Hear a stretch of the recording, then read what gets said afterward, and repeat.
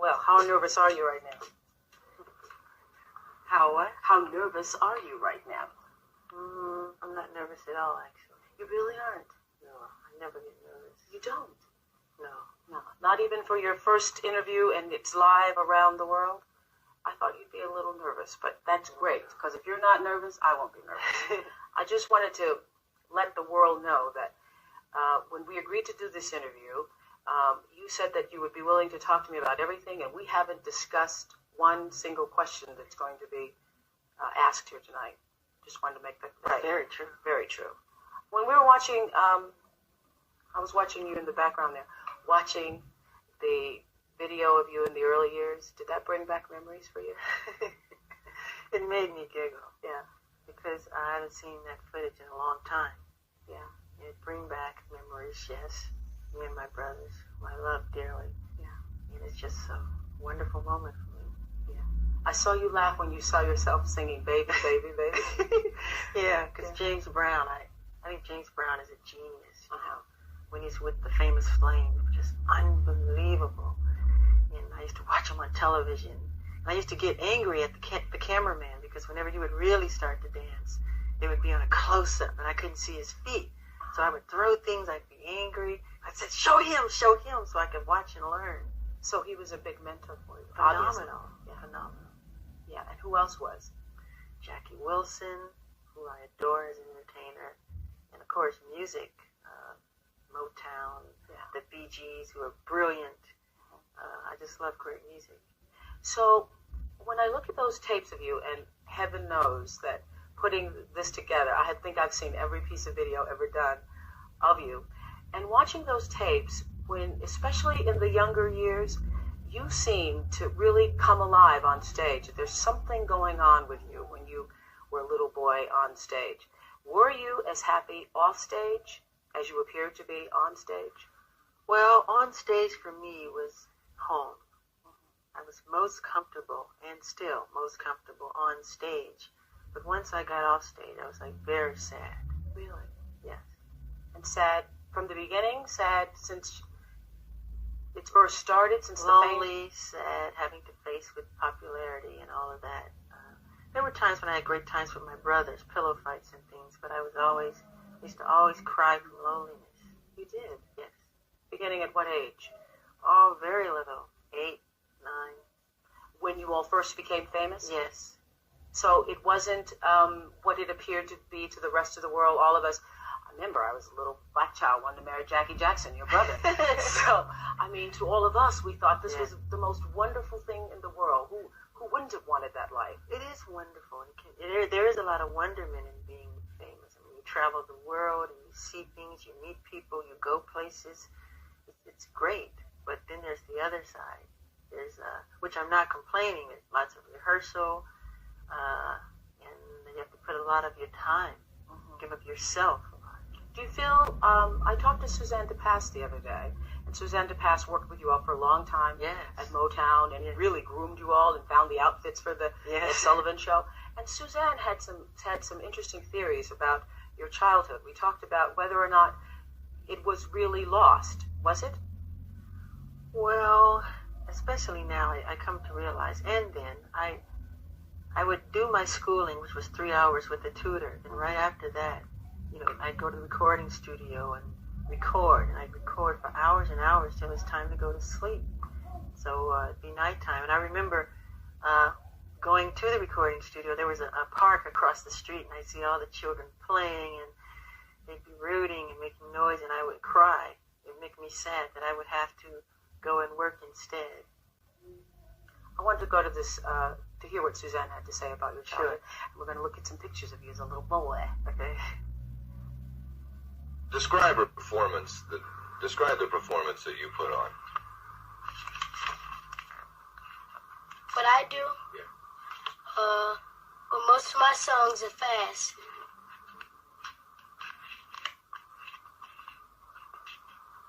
I mean, what do you put into it?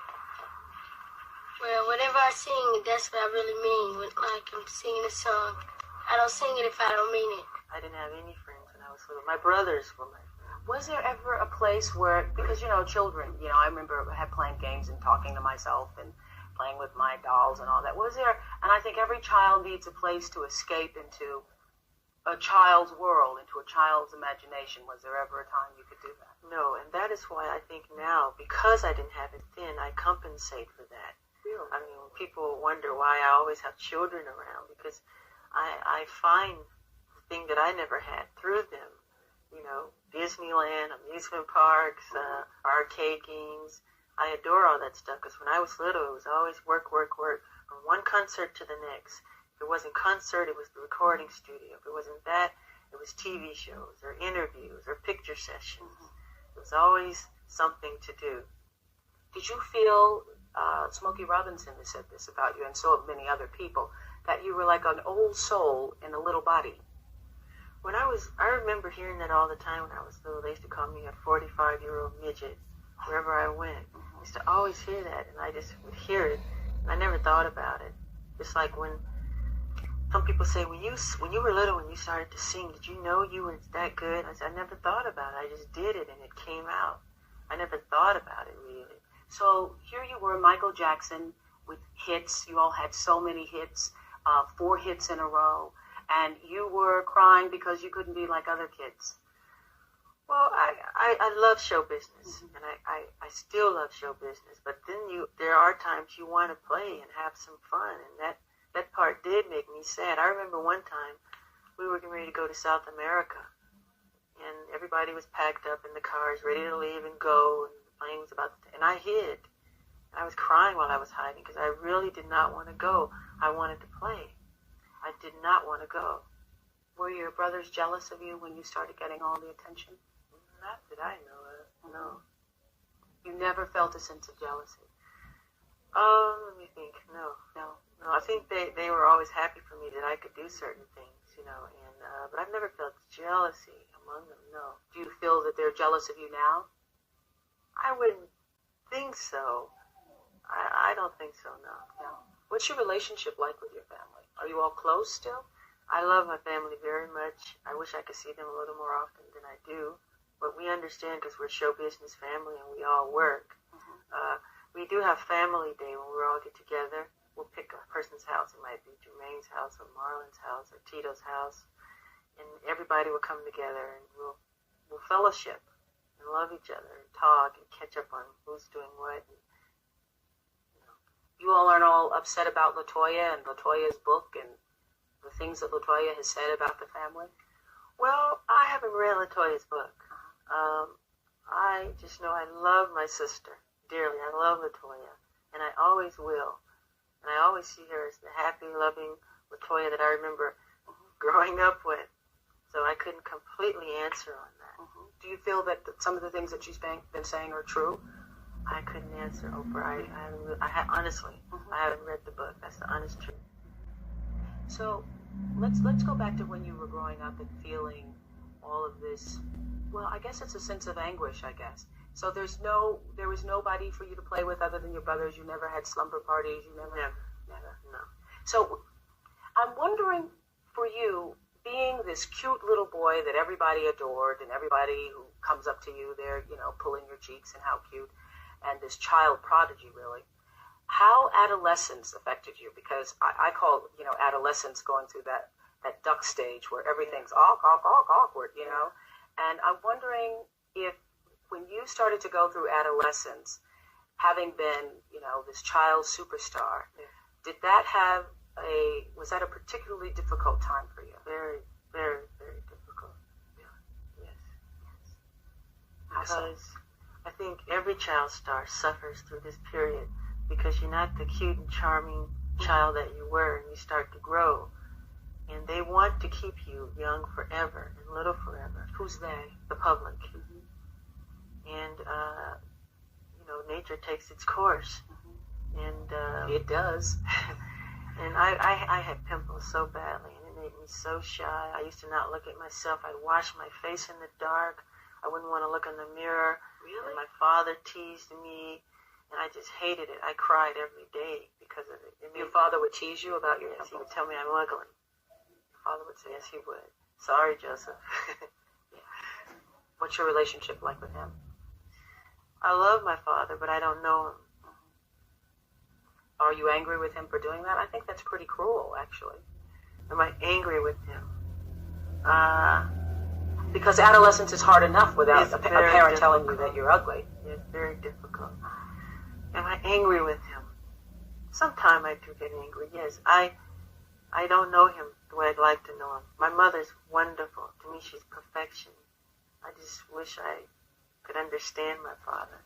And so let's talk about these teen years. What is that when you started to go inside yourself? Because obviously you haven't spoken to to the world for 14 years, I think, is your last televised interview.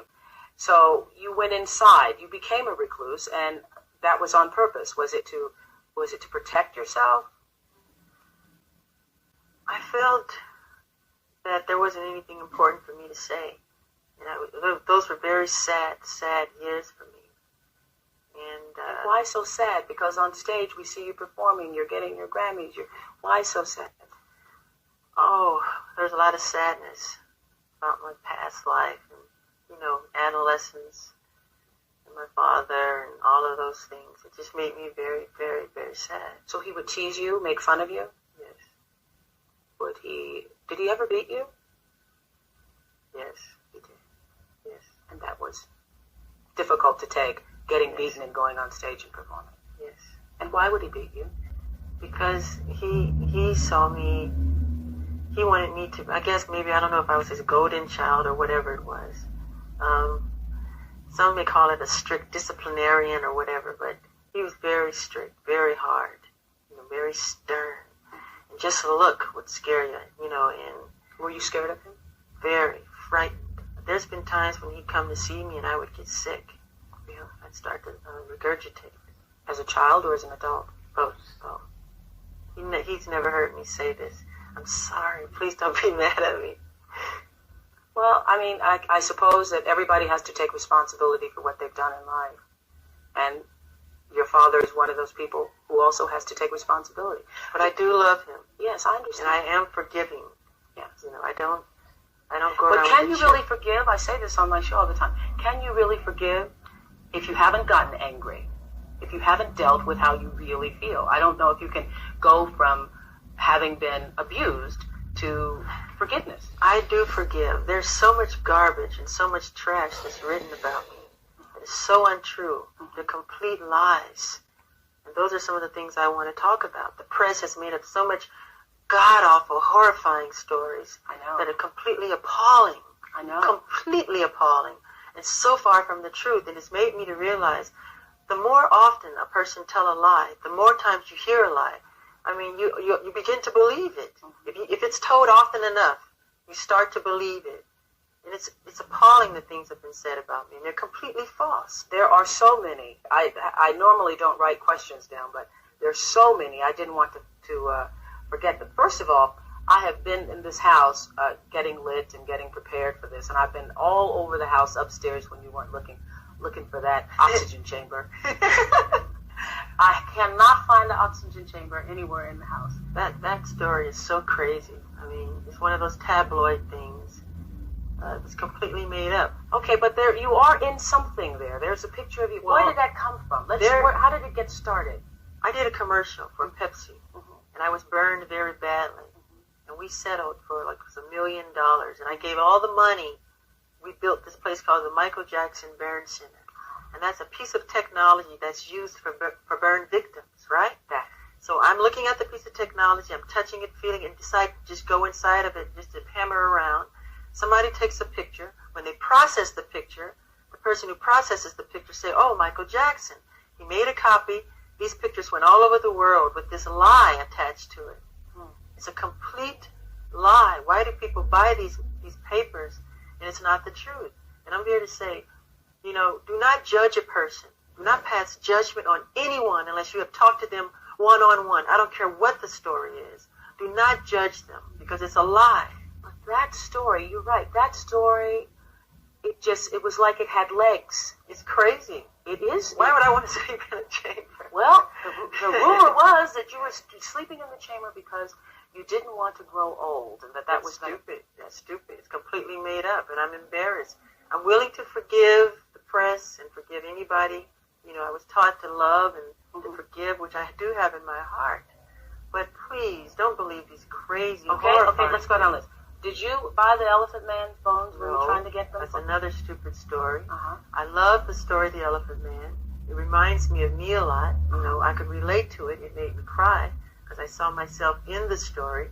But no, I never asked for the Elephant Man. Where am I going to put some bones? I don't know. Why would I want to put bones? I don't know. So where did that come from? Someone makes it up, and everybody believes it. You hear a lie often enough. You start to believe it. Yes, and people make money selling tabloids. Yeah. All right. Just recently, there was a story, and I know one of your attorneys held a news conference. There was a story about you wanting to have a little white boy play you in a Pepsi commercial. That is so stupid. That's the most ridiculous, horrifying story I've ever heard. It's crazy. Mm-hmm. I mean, why? Number one, it's my face as a child in the commercial. Me, when I was little. Mm-hmm. Why would I want a white child to play me? I'm a black American. I'm proud to be a black American. I am proud of my race. I am proud of who I am. I have a lot of pride in who I am and dignity. That's like you wanting an Oriental person to play you as a child. Does that make sense? No. So please, people, stop believing these Michael, horrifying then stories. let's go to the thing that is most discussed about you, I think, is the fact that the color of your skin is obviously different than it was when you were younger. Yes. And so I think it has caused a great deal of speculation and controversy as to what you have done or are doing. Are you bleaching your skin? And is your skin lighter because you don't like being black? Okay, number one, as I know of, there is no such thing as skin bleaching. Mm-hmm.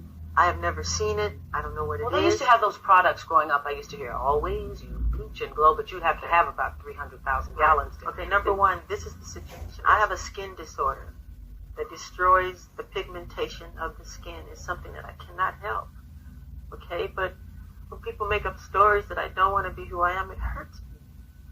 So it is. It's a problem for me, okay? I can't control it, okay? But what about all the millions of people? Let's reverse it. Okay. What about all the millions of people who sit out in the sun to become darker, to become other than what they are? Nobody says nothing about that. So when did this start? When did the color of your skin start to change? Oh, well, sometime after Thriller. Around Off the Wall Thriller. What did you think? I mean, it's in my family. My father said it's on his side. I can't control it. I don't understand. I mean, it makes me very sad. I don't want to go into my medical history because that's something that's private. But that's the situation here. So please, when people see something like that. I just want to get this straight. Yeah. You are not taking anything to change the color of your skin. Oh, God, no. You did not purposely. We're trying to control it, and using makeup evens it out because it makes blotches on the skin. I have to even out my skin. But you know what's funny? Why is that so important? You know, that's not important to me. I'm a great fan of art. I love Michelangelo. If I had a chance to talk to him or read about him, I would want to know about what inspired him to become who he is, the anatomy of his craftsmanship, not about who he went out with last night or why he decided to sit out in the sun so long. What's wrong with, that's what's important to me. How much plastic surgery have you had? Very, very little. You can count them on 2 fingers. I mean, let's say this. If you want to know about those things, all of the nosy people in the world.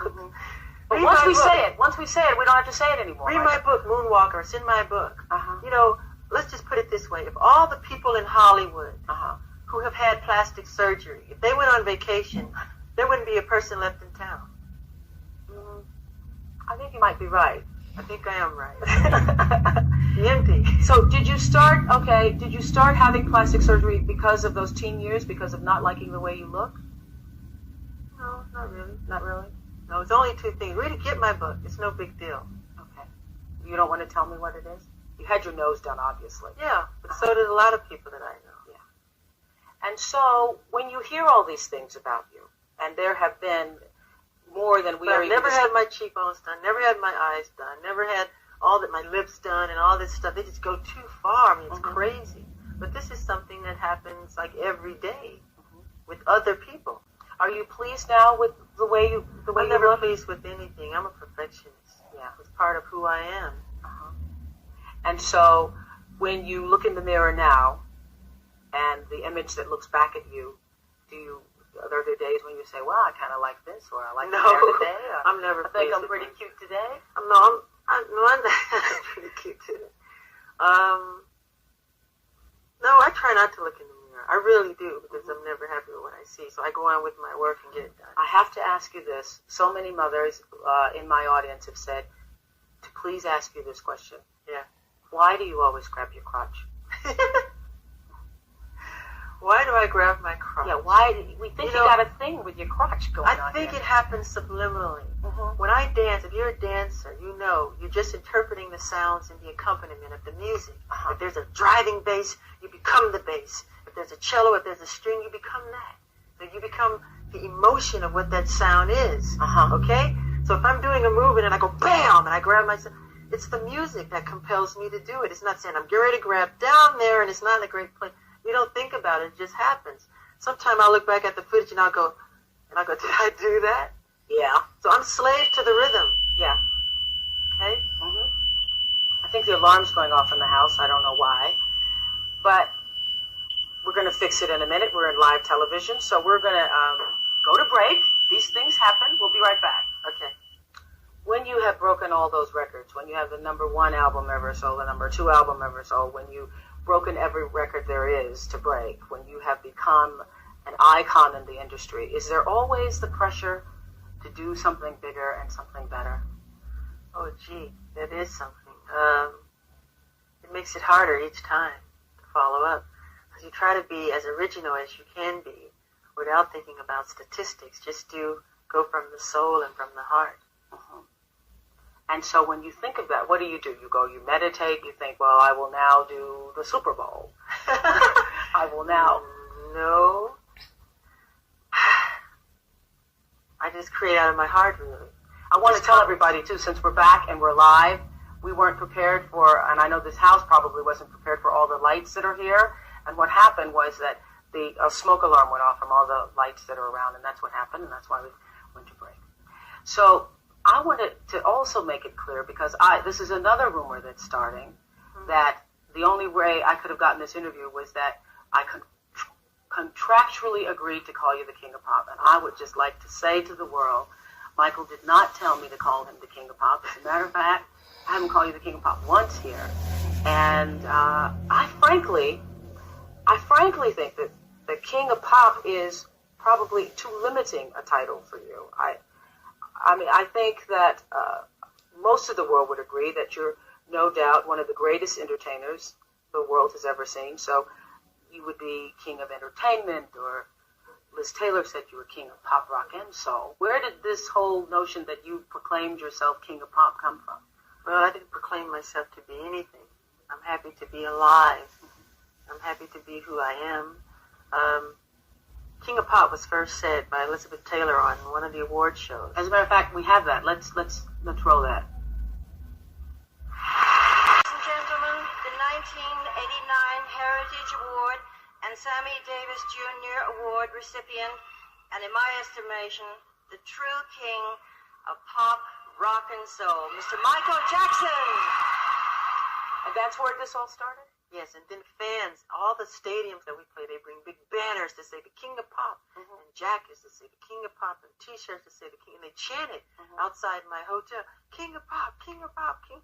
So it just became something that just, that happens all over the world. Happened. Yeah. But you didn't tell me to call you King of Pop.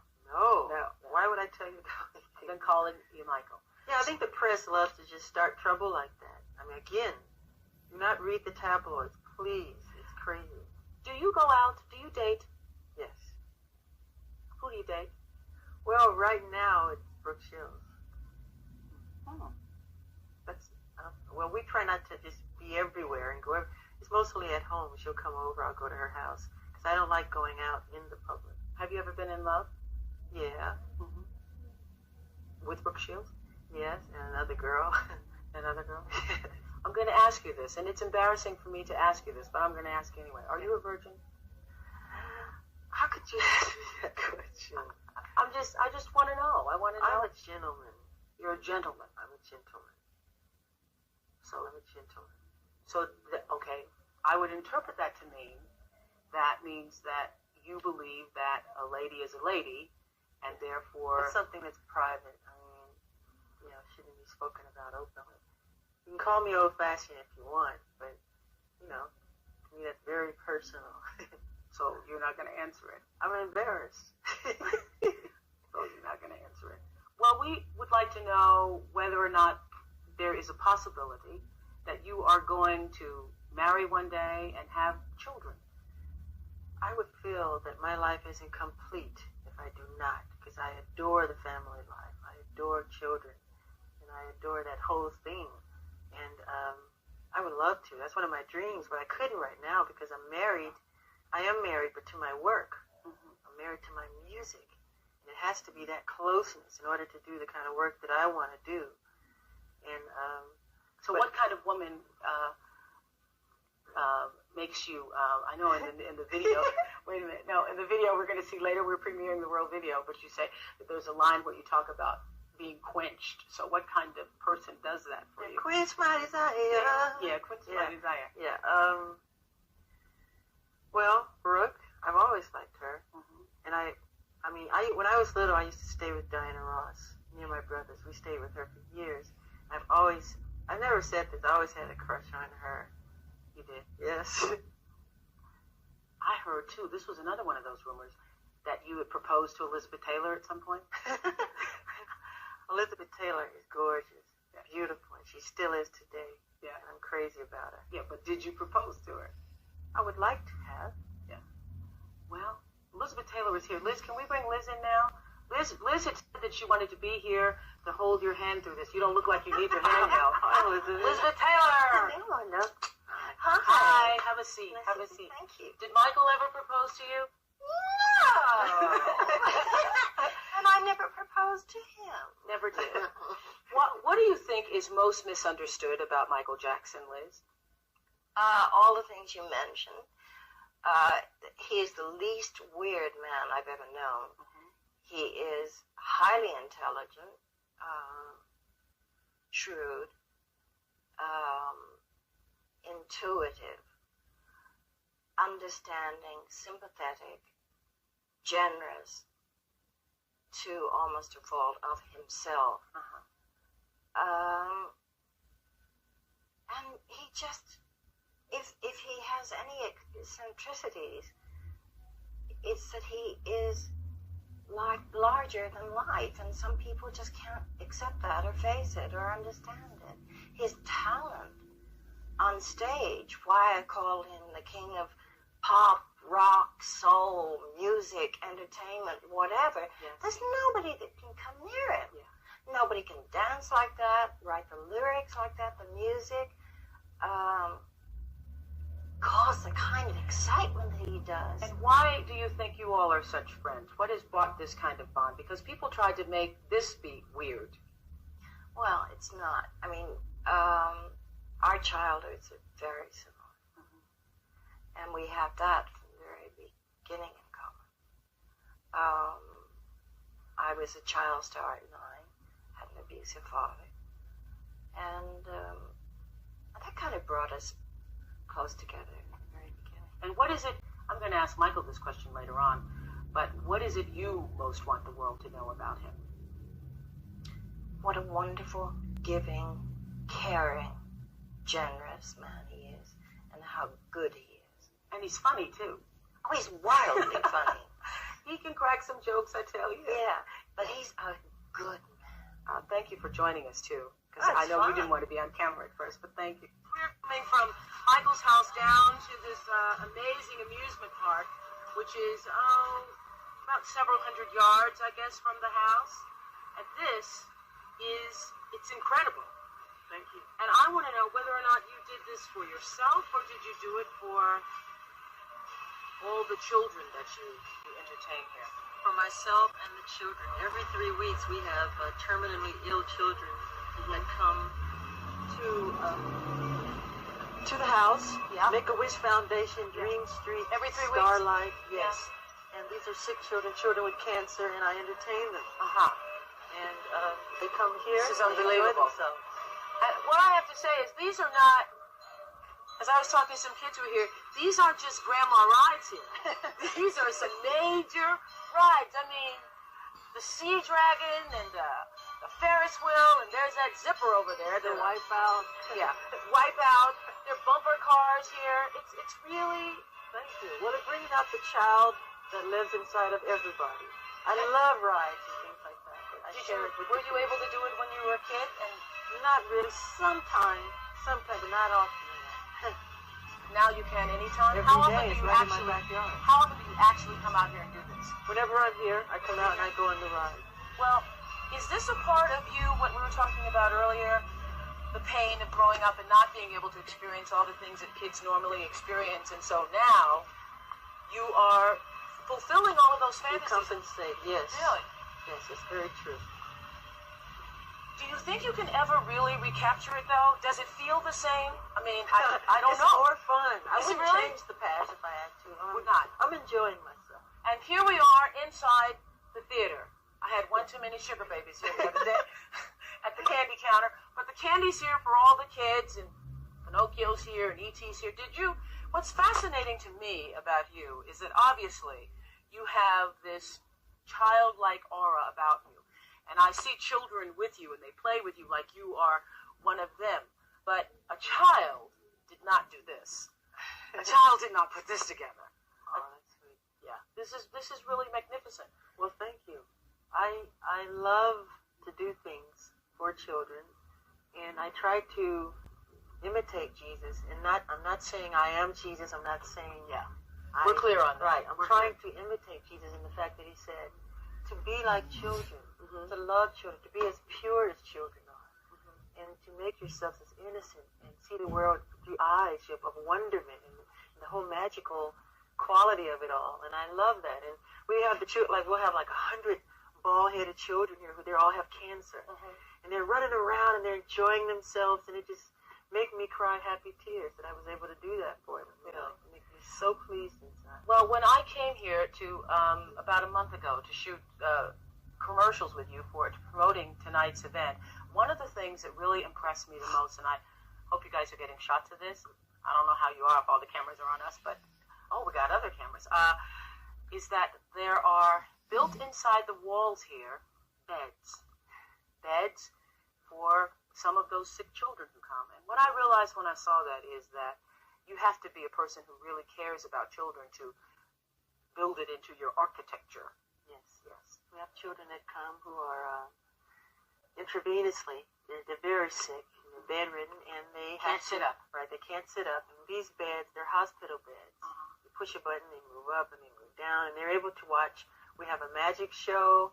We show the current films, if it's cartoons, anything, and anything so they can escape to that world of magic that they don't get a chance to experience, the world that I was deprived of. Now, let me ask you this. I believe everything happens in people's lives for a reason. Do you think that had you not missed a lot of the life and fun and fantasy of childhood, that you would be so in touch with children today? Would you relate to them? I probably would, but not as much. That's why I wouldn't change a thing, really, because I'm happy with the way things are and my caring for young people and everything. Are you really happy now? Because you've seemed sad for a long time. I was sad for years and years and years, but I'm happy. I'm getting there, yes. I'm very happy. And what's made you happier?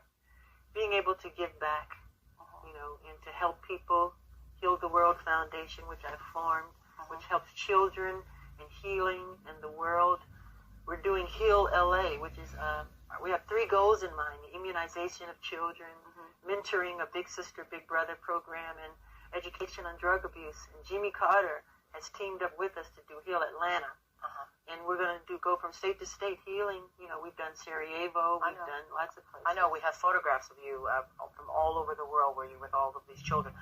One of the things I was saying before we went to the last break, before the alarm went off in the house and all of that, is that we were talking about the rumors. One of the strangest ones I heard was that when you're moonwalking, you're faking it, that you have some mirrors in your socks someplace, and that it's not really real. No, that's not true. How did you, first of all, we've spent so much time trying to dispel the rumors, trying to get the truth out, that I haven't had a really opportunity to talk to you about how you conceive your music, how you conceive the dance. Where did the moonwalk come from, actually?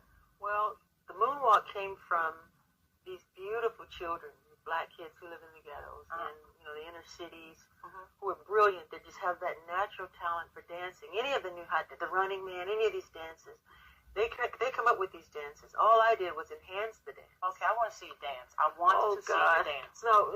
I want to see you dance live. No, I can show you a step or two, but I'm a little rusty.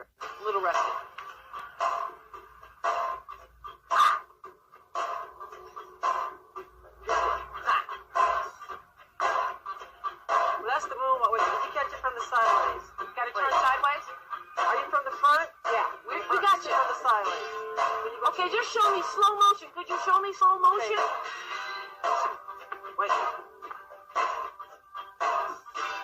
It's like, it's pushing and there's, it's mainly like a popping type of thing. Well, sorry. I saw it live.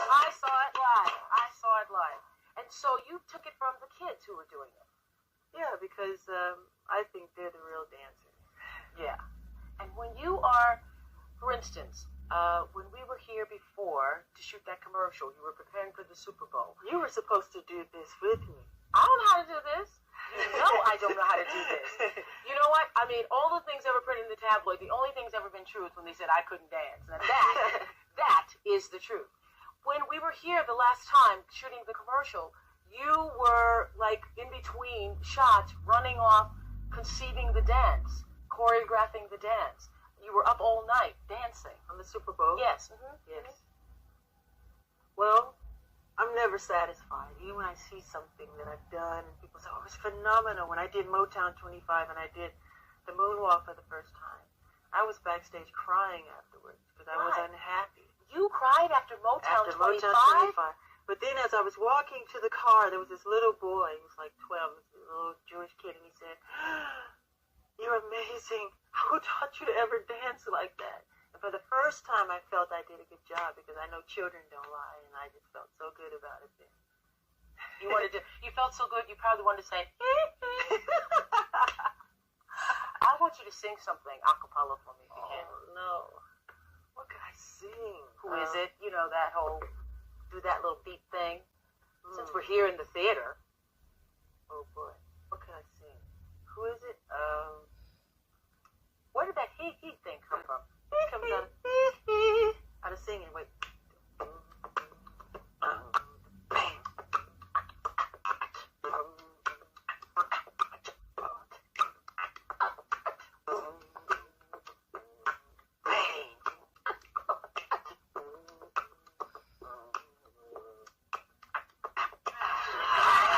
Music video used to